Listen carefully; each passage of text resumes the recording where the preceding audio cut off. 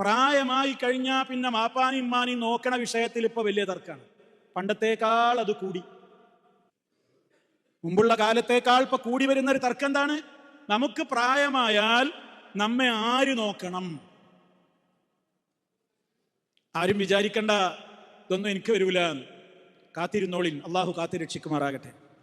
മക്കൾക്കിടയിൽ ചർച്ചയാണെന്ത് അറിയോ? എനിക്ക് മാത്രമൊന്നുമല്ലല്ലോ, എൻ്റെ മാത്രം ബാപ്പിമ്മയൊന്നുമല്ലല്ലോ, എൻ്റെതും അല്ലേ. ജ്യേഷ്ഠാനുജന്മാരും മക്കൾ തമ്മിൽ അങ്ങോട്ടും ഇങ്ങോട്ടും ചർച്ചയാണ്, ആരാ നോക്കേണ്ടത്. അങ്ങനെ ഇവര് പ്രായമായി, മാതാപിതാക്കൾ വയോവൃദ്ധരായി, അവരെ നോക്കാൻ ആളില്ല. ഒരു മകൻ നോക്കും കുറച്ചു ദിവസം, ഇനിമ്മ അപ്പുറത്ത് പോയിന്നോ, അവൾ നോക്കിക്കഴിഞ്ഞു, ഇനി ഇപ്പുറത്ത് പോയിന്നോ.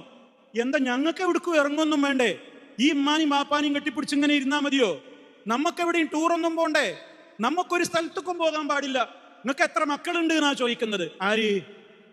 ആര് പലപ്പോഴും മാതാപിതാക്കളെ നോക്കുന്നതിൽ നിന്ന് സ്വന്തം മക്കളെ പിന്തിരിപ്പിക്കുന്നതിൽ കയറി വരുന്ന മരുമക്കൾക്ക് പങ്കുണ്ട്. ചിന്തിക്കണം പ്രിയമുള്ളവരെ. ആൺമക്കൾക്ക് അവരുടെ മാതാപിതാക്കളോട് ബഹുമാനവും സ്നേഹവും അവരെ നോക്കാനും ഒക്കെയുള്ള കാര്യങ്ങളിൽ ഏർപ്പെടുമ്പോ വന്നു കയറിയ പെൺമക്കൾക്ക് തോന്നുകയാണ് നമ്മുടെ സ്വൈരം നശിക്കുകയാണ്, നിങ്ങൾ മാത്രല്ലല്ലോ മക്കളുള്ളത്, വേറുള്ളടത്തും പോയി നിൽക്കട്ടെ എന്ന് പറഞ്ഞ് മാതാപിതാക്കളെ ഇങ്ങനെ അങ്ങോട്ട് ഇങ്ങോട്ട് അവര് നോക്കട്ടെ ഇവര് നോക്കട്ടെ എന്ന് പറഞ്ഞിട്ട് തട്ടിക്കളിക്കുന്ന ഒരു മനസ്ഥിതി ആ ഉമ്മയും ഉപ്പയും അറിയേണ്ടി വന്നാലുള്ള ഒരു അവസ്ഥ എന്താണ് പ്രിയമുള്ളവരെ? ചിന്തിക്കണ്ടേ? ഈ രൂപത്തിലുള്ള കാര്യങ്ങൾക്ക് വേണ്ടി ഭർത്താക്കന്മാരോട് പ്രേരണ നൽകുന്ന സ്ത്രീകളും ആലോചിക്കണം. അവരും സ്ത്രീകളാണ്, ഇനി അവർക്കും മക്കളുണ്ടാകും, അവരിലുമുണ്ടാകും ആൺമക്കളുണ്ടാകും. ആ ആൺമക്കളും പ്രായമായാൽ കല്യാണം കഴിക്കും. എന്റെ വീട്ടിലും മരുമക്കൾ വരും. അപ്പോൾ എന്റെ ആൺമക്കളോട് എന്നെ നോക്കണ്ട, എന്റെ കാര്യത്തിൽ ശ്രദ്ധിക്കണ്ട എന്ന് പറഞ്ഞാൽ എന്റെ അവസ്ഥ എന്തായിരിക്കും? ഇതൊക്കെ ആണുങ്ങൾക്കും പെണ്ണുങ്ങൾക്കും ഒക്കെ വരുന്ന പ്രശ്നങ്ങളാണ്.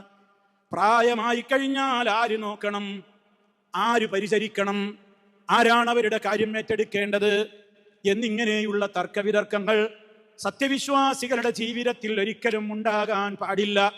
വൃദ്ധസദനങ്ങളിലേക്ക് തള്ളിവിടുന്നവർ, വൃദ്ധസദനത്തിന് സമാനമായ നിലക്ക് സ്വന്തം വീടുകളിൽ ഇരുട്ടറ ഒരുക്കുന്നവർ, അവരെ പരിഗണിക്കാത്തവർ, അവരെ കരയിപ്പിക്കുന്നവർ, അവരുടേതായ കാര്യങ്ങൾ ശ്രദ്ധിക്കാത്ത ആളുകൾ, അതാണുങ്ങളാവട്ടെ പെണ്ണുങ്ങളാവട്ടെ ആരാവട്ടെ, ആര് ചെയ്താലും ഈ ലോകത്ത് വെച്ച് തന്നെ അനുഭവിക്കേണ്ടി വരും പ്രിയമുള്ളവരെ.